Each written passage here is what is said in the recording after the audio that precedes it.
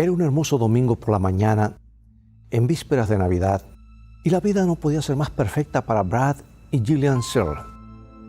Este joven matrimonio australiano estaba disfrutando de sus vacaciones de diciembre en la isla tropical de Phuket, recibiendo la cálida hospitalidad de los mozos y las mucamas thai de un lujoso hotel.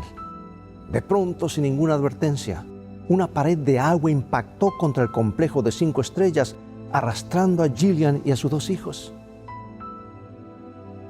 El pequeño Blake solo tenía 2 años y Gillian tuvo que emplear toda su fuerza para mantenerlo aferrado en medio de los oscuros y arremolinados torrentes del océano que arrastraron a su paso aquella isla paradisíaca. Pero ¿dónde estaba Lachi, su hijo mayor? Tenía apenas 5 años y no sabía nadar. No había manera de que pudiera salvar a los 2. Y en su desesperación tomó una decisión que ningún padre debería haberse obligado a tomar, aferrándose a su bebé. Le gritó a una mujer que estaba cerca que tratara de agarrar al niño de 5 años.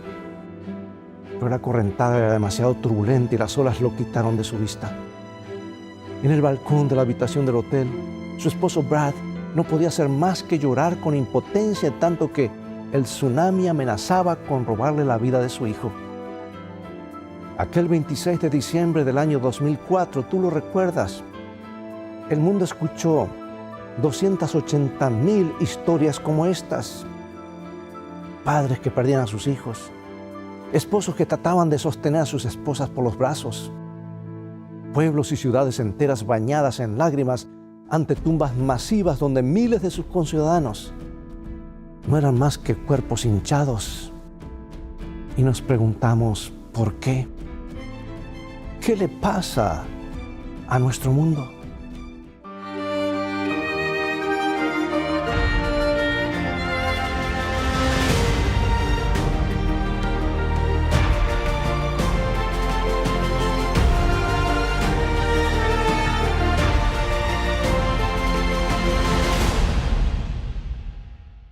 Era un domingo por la mañana, pero para los afligidos deudos debe haber sido como la noche del viernes del Calvario. Un sádico enemigo había arrasado con el mejor amigo. En vez de una cruz y una espada romana, había sido una ola mortal provocada por un terremoto de 9.0 en las profundidades del océano. Y al igual que quienes rodearon la tumba de José de Arimatea, el clamor del corazón era: Dios, si aún existes, ¿por qué permitiste que sucediera esto? El tsunami de Asia aún estaba presente en el recuerdo de todos cuando 2 semanas más tarde ese desastre golpeó el Golden State, California. Después de una lluvia torrencial de proporciones bíblicas, como lo llamaron algunos noticieros, todo había quedado inundado. La gente abandonó sus hogares para guarecerse en refugios. Los automóviles y las casas rodantes fueron arrasados. En un pueblito llamado La Conchita, un asentamiento de 166 hogares, todos sabían que vivían a la sombra de una montaña inestable. Ya en 1995, un desprendimiento de lodo había cobrado una porción de la comunidad.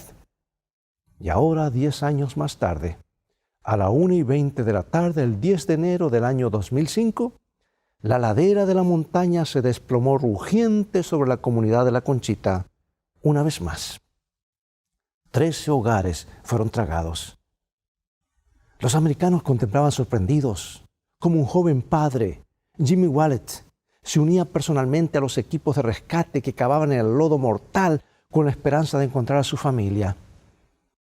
Él y su hija Jasmine, de 16 años, habían ido a comprar un ice cream o helados para los demás. Y cuando estaban a mitad de camino, 400,000 toneladas de tierra sepultaron todos sus sueños. Fue 2 días antes de que los bomberos y los rescatadores voluntarios encontraran el cuerpo sin vida de su esposa Michelle. Y pocas horas más tarde, peores noticias. Encontraron a sus 3 hijas menores, Hannah, de 10, Raven, de 6, y Paloma, que acababa de cumplir 2 años. ¿Qué puede decir un padre cuando un así mal llamado acto de Dios le quita a sus 3 princesitas y el amor de su vida? ¿Es verdad lo que dijo Job después de que un gran tornado mató a sus 3 hijas y sus 7 hijos? Job no abandonó su fe, pero sí asumió, al igual que nuestros amigos de las compañías aseguradoras, que podemos llamar Allstate, State Farm, Geico, que fue Dios quien envió los desastres. El Señor dio, el Señor quitó, dijo. Tenía razón. Fue Dios el que envió una luz de barro sobre la comunidad porque estaba enojado con las personas que vivían allí. Movió deliberadamente 2 placas tectónicas en las profundidades del Océano Índico, desplazando trillones de toneladas de agua. Le envió Dios un mensaje inconfundible a Sri Lanka, Indonesia y las villas costeras de Tailandia. Bueno, algunas personas creen que sí, porque al levantar el cuerpo sin vida de un niño, algunos levantaron la vista al cielo y le preguntaron a Dios ¿por qué? ¿Qué he hecho?, dijo un hombre. ¿Qué pecado he cometido para que Dios me hiciera esto? Bueno, los budistas indagaron en sus corazones y en sus acciones pasadas, preguntándose cómo se hicieron merecedores de semejante karma destructor. ¿Podrían aplacar la ira de los dioses ayudando a otros, haciendo buenas obras, repartiendo frazadas, mantas y botellas de agua para hacer méritos y asegurarse así de que sus parientes obtuvieran vicariamente algunos favores en su próxima vida? La mayoría de los cristianos asocian cada semana de Pascua no con un Dios airado, sino con un Dios victorioso. Fue entonces que la piedra rodó y nuestro Salvador emergió en victoria del sepulcro. Pero a la vez, ese fin de semana, que comienza en un viernes tenebroso, despierta los mismos interrogantes que las inundaciones de Asia y la costa californiana. ¿Estas cosas suceden porque hay un Dios airado que se deleita en vernos sufrir? ¿Eligió Dios al Océano Índico porque los bares de bailarinas go-go, la prostitución, los transvestis son comunes en lugares como Phuket y Tailandia? A lo largo de la costa, donde los surfistas disfrutan de sus vacaciones y budistas sinceros trabajan en los hoteles tendiendo las camas o sirviendo martinis junto a la piscina o alberca, un observador atento advertirá una casita de adorno sobre un pedestal. Es una casa de los espíritus y en su interior podrás observar una ofrenda de alimentos o unos pocos bahts, que es la moneda local. ¿Por qué esos presentes? Son para mantener a los dioses contentos. La creencia popular es que los dioses necesitan ser apaciguados. Hay que mantenerlos en calma para que no se enfurezcan por los pecados, todos los pecados de Siam. Es como si la gente estuviera comprando a sus dioses para salvar su propio pellejo. Esto nos lleva a una importante pregunta. ¿Podemos compararlo con la cruz del Calvario? ¿Fue un intento de apaciguar el enojo divino? ¿Es el Padre un Dios enfurecido que necesitó que la muerte de su Hijo amado lo apaciguara? ¿Son los desastres naturales y las plagas y pandemias cada vez más frecuentes la forma en la cual Dios descarga su furia sobre nosotros? Amados, la Biblia dice muy claramente que el Dios del cielo tiene el poder de enviar los rayos y la lluvia. En el capítulo 7 de Génesis se nos cuenta que la raza humana había llegado a ser tan pecadora, tan corrupta, que Dios no tuvo otra opción que purificar el mundo por medio de un diluvio. La humanidad se autodestruiría brutalmente por medio del pecado, o Dios intervendría en un acto de poderosa misericordia para darle a un grupo de fieles una nueva oportunidad. Hagámonos algunas preguntas. ¿Qué eliminó el tsunami de los días de Noé? ¿A quiénes castigó Dios? Fue solo a quienes se rebelaron contra el cielo, aquellos que se golpeaban el pecho desafiantemente y decían, no queremos que este Dios nos gobierne. Fue a quienes rechazaron persistentemente el ofrecimiento de salvación durante 120 años. Dios no quería matarlos, pero les dio la opción de elegir esa suerte. El punto es este, amigo y amiga. A veces Dios interviene, pero en el diluvio es claro que dirigió su acción sobre un grupo particular de personas.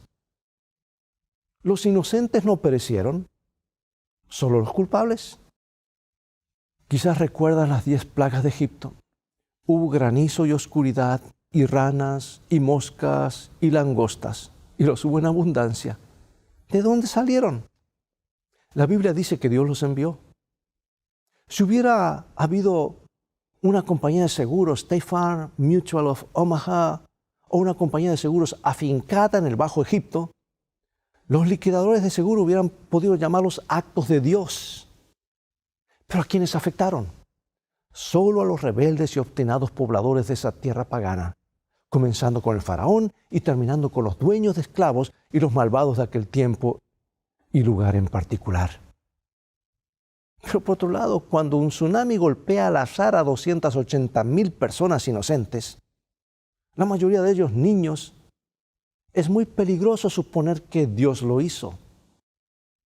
Dios no es como las antiguas deidades paganas para destruir al azar por venganza. A pesar de lo que muchos puedan haber dicho, Dios no guió los aviones hacia las Torres Gemelas el 11 de septiembre. Hubo cientos de artículos y editoriales después de que esa pared de agua arrasara nuestro mundo el 26 de diciembre. ¿Dónde está Dios?, preguntaban J. Kenneth Woodward, el editor religioso de la revista Newsweek, que lo resumió en el titular: innumerables almas le reclaman a Dios. Parecería que dan por sentado que Dios de alguna manera es quien provocó la luz, el tsunami, los huracanes en Florida y todos los horribles desastres que hemos vivido. Pero una voz solitaria, la de un rabino judío, escribió algo en Los Angeles Times. ¿Estaba Dios en aquel terremoto? ¿Levantó Dios esas olas gigantescas que se desplazaban a más de 200 kilómetros por hora? No. Pero estamos viviendo en un mundo en pecado, escribió. Hay tormentas. Las placas tectónicas se mueven. Las olas arrollan todo a su paso. Y la muerte es una realidad. Entonces, ¿dónde está Dios? Puedes verlo en los rescatistas. Puedes verlo en la generosidad de los que corren a brindar ayuda. Puedes verlo en las manos de los médicos que vuelan a las localidades afectadas por el virus y los desastres naturales para servir. Puedes verlo en los actos abnegados de los héroes que ayudaron en el proceso de curación. Sí, amigo y amiga, allí es donde está Dios. 2 semanas después del alud asesino del sur de California, otra tragedia desgarradora, aparentemente azarosa, acaparó todos los titulares. Un joven de 25 años, consternado y con intenciones suicidas, detuvo su Jeep Grand Cherokee sobre las vías del tren cerca de Glendale, California. Pero en el último instante aceleró y escapó de la colisión. Pero 11 inocentes pasajeros del Metrolink perdieron sus vidas en un accidente múltiple de 3 trenes. Más de 120 pasajeros sufrieron heridas. Y las personas se preguntan, ¿dónde está la justicia? Pero esa es la realidad del pecado en nuestro mundo hoy, amigo y amiga. Un hombre agobiado busca su autodestrucción, pero en su lugar mueren varios inocentes. Y nos preguntamos, ¿dónde estaba Dios? Repito, puedes encontrarlo entre los extraños que ayudaron en el rescate. ¿Dónde estaba Dios? Dios estaba en las oraciones y en el heroísmo de los empleados de Costco que estaban en las inmediaciones y abandonaron todo para correr hacia la escena.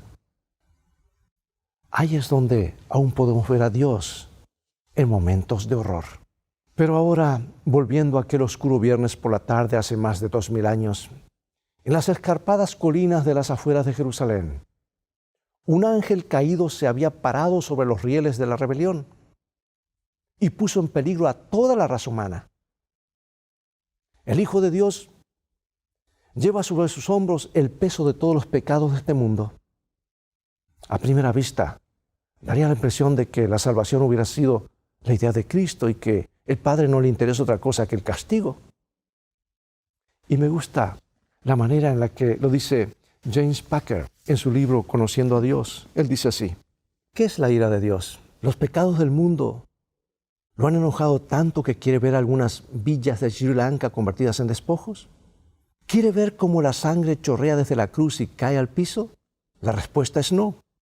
Y él escribe lo siguiente, dice, la ira divina no es el enojo vanidoso, caprichoso, arbitrario del mal carácter que los paganos atribuyen a sus dioses.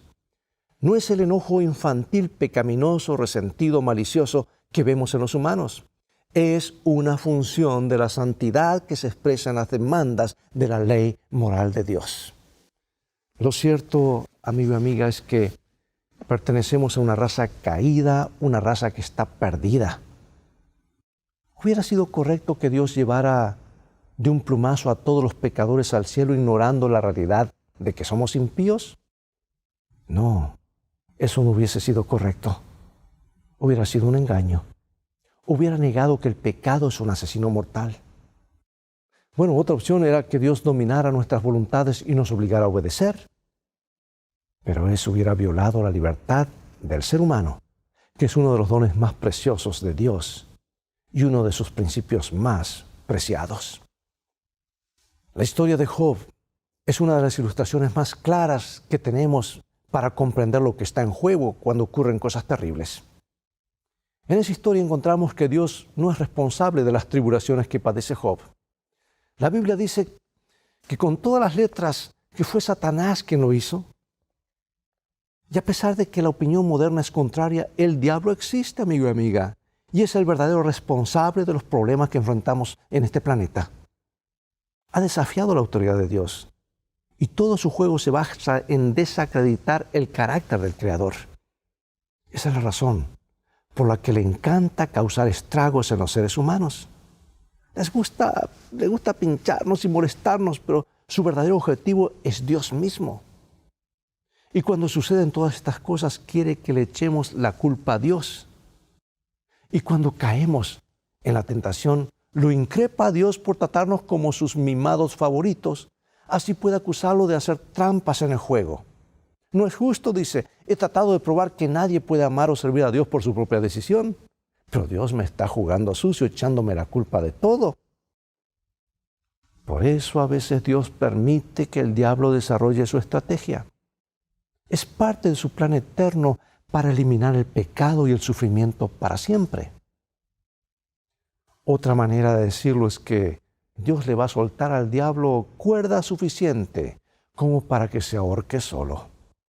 Y va a demostrar de una vez por todas al universo entero que contempla cuáles son los resultados de una vida en rebelión. Pero eso no significa que Dios no se interese en nuestra suerte mientras tanto, porque los registros bíblicos indican vez tras vez que Dios está irado por el pecado de la misma forma que los padres se enojan cuando sus hijos hacen algo malo y deben sufrir las consecuencias. Se apena igual que un padre que pierda a su hijo en una luz o una madre que pierda a su hijo por un tsunami. Creo que muy pocos de nosotros pueden entender la clase de sufrimiento que Cristo tuvo que soportar en la cruz del Calvario. Jesús había dicho que iba a morir y resucitar al tercer día. Pero cuando llegó al perímetro de la tumba, en la luz, por decir así, de barro de la sepultura, llegó al punto donde la esperanza, la confianza, la seguridad de su misión lo abandonaron. La presencia de Dios desapareció. La certeza de la reunión fue borrada.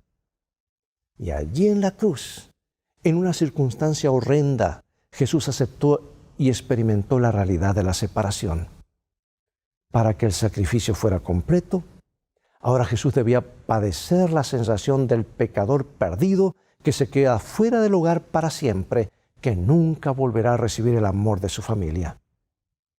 Y en la agonía de ese momento, clamó al universo cuando parecía que había quedado solo. Lo registra San Mateo capítulo 27, 46. Cerca de la hora novena, Jesús clamó a gran voz diciendo, Elí, Elí, lama sabactani. Esto es, Dios mío, ¿por qué me has desamparado? Porque Jesús llevó su sacrificio hasta el límite, padeciendo la noche más oscura, más negra de la separación eterna. ¿Por qué lo hizo? nosotros ya no necesitamos enfrentar la peor perspectiva de la vida. Por eso, ante los desastres naturales, podemos aferrarnos a la esperanza de que nada será peor que eso. A pesar de ser desgarradores, no son más que muerte. Y la Biblia dice que en aquella mañana de la resurrección, Jesús conquistó la muerte. La tumba no tiene que producirnos más temor. Si tomamos el cuadro completo, resulta obvio que la cruz de Cristo era la respuesta divina de amor ante el problema del pecado. El Padre no permaneció distante, mientras que el Hijo padecía todo el sufrimiento. Nunca olvides que Dios envió a su propio Hijo. Él no exigió la vida de Jesús, sino que la ofreció. Fue su don para un mundo que perecía. Escucha de nuevo lo que escribió James Packer. En el paganismo, los hombres propician a sus dioses y la religión se convierte en una forma de comercialización y por lo tanto de soborno. Sin embargo, en el cristianismo, Dios propicia su ira por su propia acción. La idea de que un hijo amoroso cambió la manera de pensar de un Dios cruel al ofrecerse a sí mismo en lugar del hombre pecador no es parte del mensaje del Evangelio. Esa es una idea subcristiana, o más bien una idea anticristiana, porque niega la unidad de mente entre el Padre y el Hijo y en realidad cae en el politeísmo, pidiéndonos que creamos en dos dioses diferentes. Pero la Biblia rechaza este concepto de plano al insistir en que fue Dios mismo quien tomó la iniciativa. En Juan 16:27, Jesús nos recuerda que el Padre mismo os ama. Y en ese pasaje encontramos algo especial, el amor de un padre, el amor de un hijo, porque este es el mensaje que está detrás de la resurrección. Así como el viernes fue un día oscuro, la mañana del domingo fue el rayo de la eterna esperanza, fue el momento cuando se derrotó a la misma muerte. La joven madre australiana miraba con horror cuando el pequeño Lachi Searle era tragado por el tsunami. Pero entonces, 2 horas más tarde, ocurrió el milagro. Un valiente guardia de seguridad que se mantenía aferrado a una puerta para salvar su vida, mientras trataba de mantener su cabeza fuera del agua, se las arregló para asir al niño de 5 años que pasó flotando.